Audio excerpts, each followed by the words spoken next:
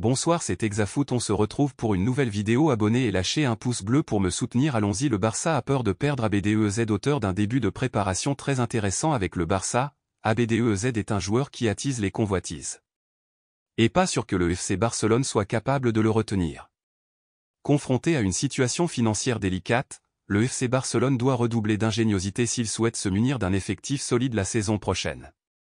Les Blaugrana n'ont pas de moyens illimités sur le marché des transferts et l'idée de ne finalement pas trop investir cet été commence à devenir très crédible. Parmi les options envisagées par le club catalan pour avoir une puissance financière lors de ce mercato, celle de vendre des joueurs disposant d'une belle cote sur le marché des transferts. Dans ce sens, le nom d'ABDEZ circule parmi ceux qui sont susceptibles d'être sacrifiés puisqu'il est un joueur convoité. Pourtant, le milieu de terrain marocain est de retour après un prêt très concluant du côté d'Osasuna. Désireux de s'imposer sur la durée avec les Catalans, le joueur de 21 ans a volontairement renoncé à ses vacances pour reprendre l'entraînement avec les siens. Depuis, il a donc fait le voyage pour participer à la tournée estivale du Barça. Aligné d'entrée de jeu face à Arsenal, le natif de Beni Mellal a disputé une mi-temps et a posé des soucis à la défense des Gunners en étant décisif. De quoi faire un peu plus réfléchir son entraîneur Xavi, qui n'a jamais caché apprécier le caractère et la ténacité de son protégé. Barça, Nico Gonzalez s'engage avec le FC Porto du Camp Nou à El Estadio do Dragão. Voici comment le FC Porto a annoncé la signature de Nico Gonzalez. L'international espagnol des moins de 21 ans arrive donc au Portugal en provenance de Catalogne alors que le natif de la Corogne a signé un contrat longue durée, pour les 5 prochaines saisons, avec sa nouvelle équipe. Le FC Porto a convenu de payer 8,4 millions d'euros au FC Barcelone pour finaliser ce dossier. Le club catalan a également obtenu un pourcentage à la revente de 40% sur la plus-value qui sera faite lors d'un futur transfert. Enfin, les Blaugrana auront la possibilité de rapatrier le joueur contre un chèque de 30 millions d'euros jusqu'au 30 juin 2025. Le FC Barcelone veut sécuriser sa jeunesse. Avec une deuxième partie du mercato estival assez calme, le FC Barcelone se concentre sur ses jeunes prospects, qu'il souhaite prolonger pour dissuader les prétendants. Plutôt actif depuis le début du mercato estival, après avoir enregistré les arrivées d'Ilkay Gundogan, Inigo Martinez ou encore Oriol Romeu, le FC Barcelone s'active en coulisses pour conserver ses forces en présence. Néanmoins, le Barça n'a pas encore enregistré ses nouvelles recrues en raison de sa situation financière compliquée, qui avait déjà obligé le club à présenter un plan de viabilité à la Liga pour assurer l'arrivée de Lionel Messi, parti finalement à l'Inter Miami. Dans cette situation, le Barça a décidé de se tourner vers son centre de formation pour apporter de la qualité à l'effectif de Xavi Hernandez et ainsi mettre en avant ses jeunes talents. À commencer par le plus jeune d'entre eux à avoir découvert le monde pro la saison passée, Lamine Yamal. Révélé la saison dernière pour ses débuts avec l'équipe première, son profil plaît au technicien catalan, qu'il envisage pour venir compléter les ailes la saison prochaine. 2 prolongations annoncées cet été. En ce sens, le quotidien espagnol AS informe que le champion d'Espagne en titre s'active en coulisses à sécuriser l'avenir de son joyau.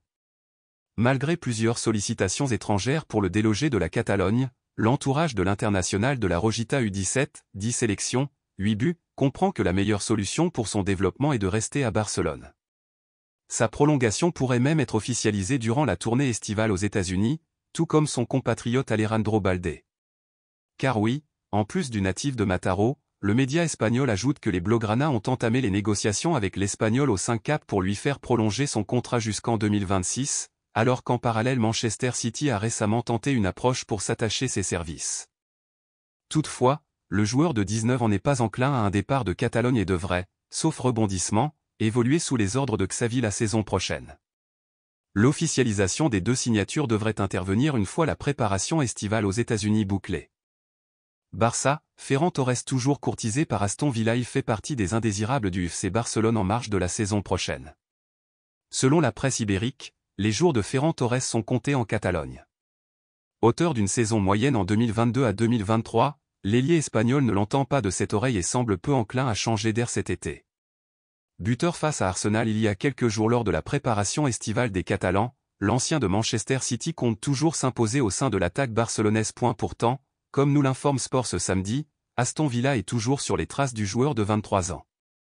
Courtisé par les Villans d'Unai Emery depuis plusieurs mois, le joueur formé à Valence a fait l'objet d'une offre qui n'a pas convaincu les dirigeants catalans selon le média.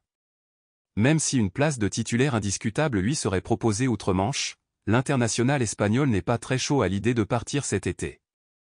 Alors que le dossier Ousmane Dembélé paralyse les opérations du Barça jusqu'à lundi, Ferran Torres devrait être retenu jusque-là en attendant de voir ce qu'il pourrait se passer. Une chose est sûre, il ne veut vraiment pas quitter Barcelone. Mercato, le PSG galère pour trouver son grand attaquant en quête d'un numéro 9, le Paris Saint-Germain galère. Les pistes que les champions de France explorent sont compliquées. Paris veut du sang neuf. Cet été, le club de la capitale veut recruter un attaquant de renom. C'était déjà le cas il y a un an. Les pensionnaires du Parc des Princes avaient promis Robert Lewandowski à Kylian Mbappé. Mais le Polonais a préféré signer au FC Barcelone. Après avoir courtisé Gianluca Scamacca durant un moment, les Franciliens ont finalement recruté Hugo Ekitike. Prometteur, le jeune homme n'a pas le même pédigré qu'un Lewis sans lui faire offense. Cet été 2023, les champions de France veulent encore et toujours une pointure devant.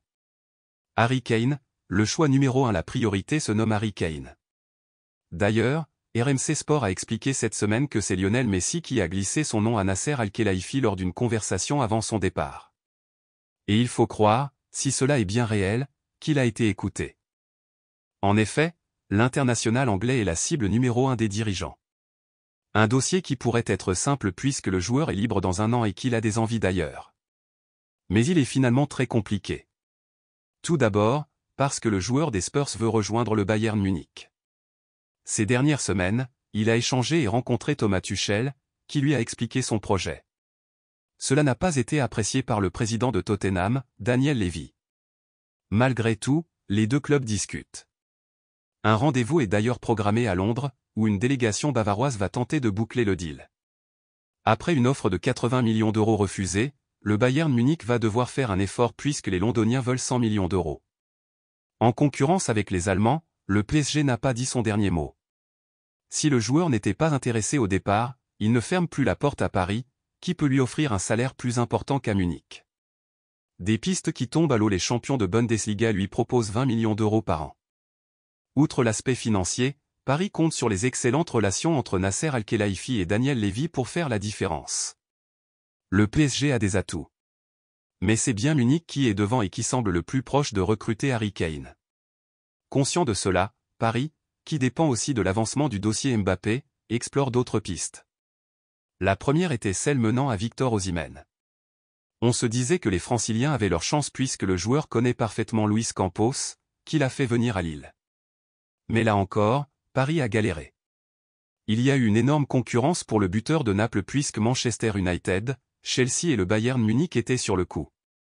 Finalement, le club de la capitale a jeté l'éponge comme les autres puisque Victor Osimhen va étendre son bail chez les Partenopais. Nommé à la tête de l'équipe, Rudy Garcia ne voulait pas s'en séparer. Une nouvelle désillusion pour les Parisiens. Ces derniers prospectent toujours en Italie pour trouver la perle rare. Hier, l'équipe a révélé que les champions de France avaient formulé une offre de 50 millions d'euros pour Rasmus Jolin. Le dossier Mbappé bloque le mercato mais le Danois de l'Atalanta Bergame sous contrat jusqu'en 2027, honoré par l'approche du PSG, a décliné. Il veut rejoindre Manchester United cet été.